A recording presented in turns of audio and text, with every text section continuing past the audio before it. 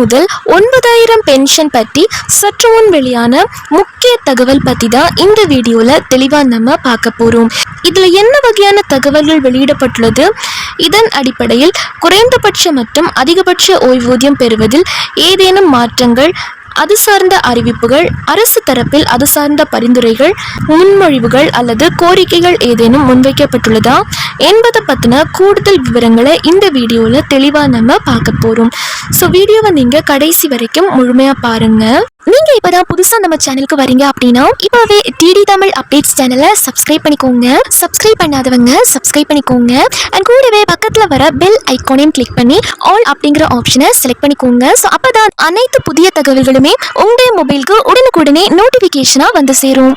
And வீடியோக்குள்ளே போகிறதுக்கு முன்னாடி இந்த வீடியோ உங்களுக்கு பிடிச்சிருக்கு அப்படின்னா இந்த வீடியோவை லைக் பண்ண மறந்துடாதீங்க.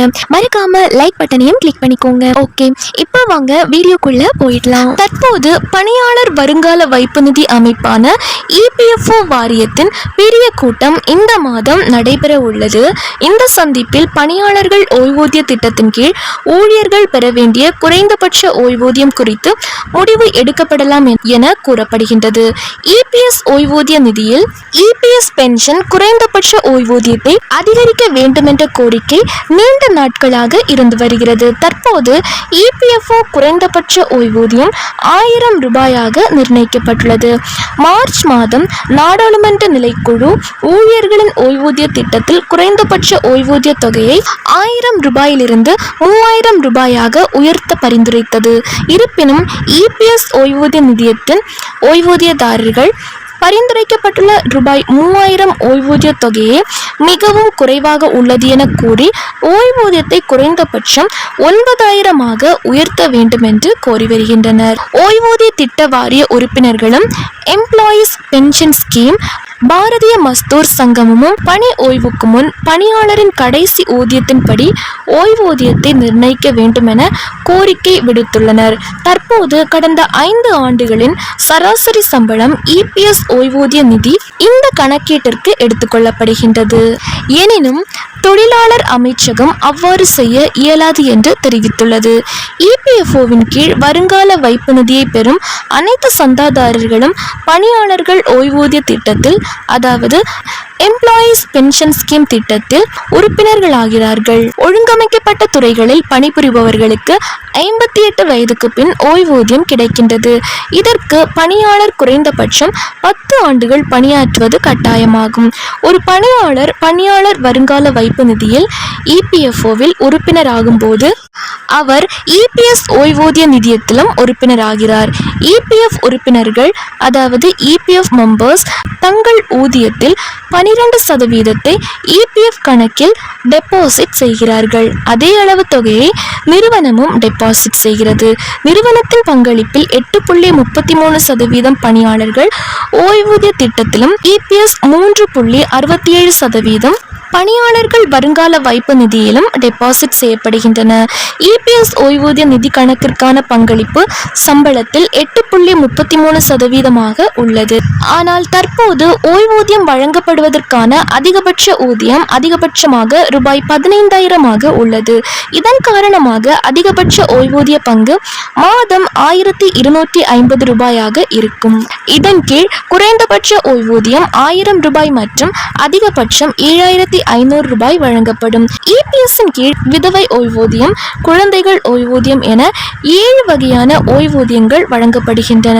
ஒரு ஊழியர் பணியில் இருக்கும்போது 58 வயதுக்கு முன் இருந்தால் அவரது மனைவி மற்றும் குழந்தைகளுக்கு பணியாளர்கள் ஓய்வூதிய திட்டத்தின் கீழ் ஓய்வூதியம் கிடைக்கும். குறைந்தபட்ச ஓய்வூதியத்தின் வரம்பை தற்போதுள்ள 1000 ரூபாயிலிருந்து ரூபாய் 9,000 உயர்த்த வேண்டும் என ஊழியர்கள் கோரி வருகின்றனர். நவம்பர் மாதம் 2025 ஆண்டு சற்று முன் பென்ஷன் வாங்கும் ஓய்வூதியர்களுக்கு சற்று முன் வெளியான முக்கிய தகவல்.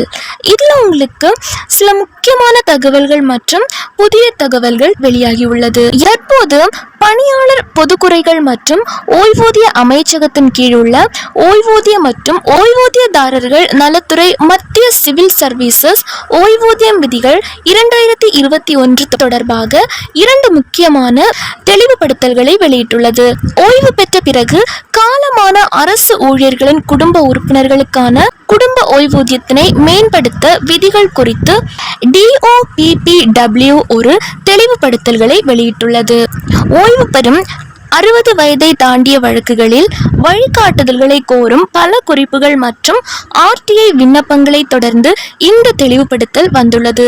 அதிகாரப்பூர்வ அலுவலக குறிப்பாணையில் எண் 1190/2024 PNPWE பகுதி 1-10-344 DOPPW ஓய்வு பெற்ற பிறகு அரசு ஊழியர் இருந்தால் குடும்ப ஓய்வூதியம் 7 ஆண்டுகளுக்கு அல்லது ஓய்வு பெற்ற அரசு ஊழியர் உயிரோடு இருந்திருந்தால் 67 வயதை எட்டியிருக்கும் தேதி வரை எது குறைவாக உள்ளதோ அதுவரை வழங்கப்படும் என்றும் கூறியுள்ளது.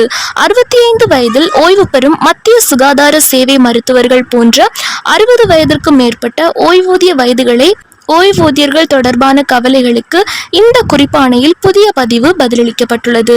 உயர்த்தப்பட்ட குடும்ப ஓய்வூதிய விதியும் 7 ஆண்டுகளுக்கு அல்லது ஓய்வு பெற்ற அரசு ஊழியர் 67 வயதை அடையும் வரை எது குறைவாக உள்ளதோ அதுவரை செலுத்தப்படும். ஓய்வூதிய வயது 60 அல்லது 65 வயது என எதுவாக இருந்தாலும் இது பொருந்தும் என்று DOPPW தெரிவித்துள்ளது. இந்த தெளிவுபடுத்துதல் அதிகாரப்பூர்வ அதிகாரியின் ஒப்புதலுடன் வெளியிடப்பட்டு அனைத்து ஓய்வூதிய வழக்குகளிலும் ஓய்வூதிய விதிகளின் நிலைத்தன்மையை உறுதி செய்கிறது. DOPPW குறிப்பிட்டது. இறந்த அரசு ஊழியருக்கு ஒன்றுக்கும் மேற்பட்ட மனைவிகள் இருந்தால் அந்த சூழ்நிலையில் குடும்ப ஓய்வூதியத்திற்கான விதிகள் என்ன என்பதையும் DOPPW தெளிவுபடுத்தியுள்ளது. CCS ஓய்வூதிய விதிகள் 2021 விதி 56 படி ஓய்வூதிய பின்னரும் வரிசையில் வழங்கப்படுகிறது.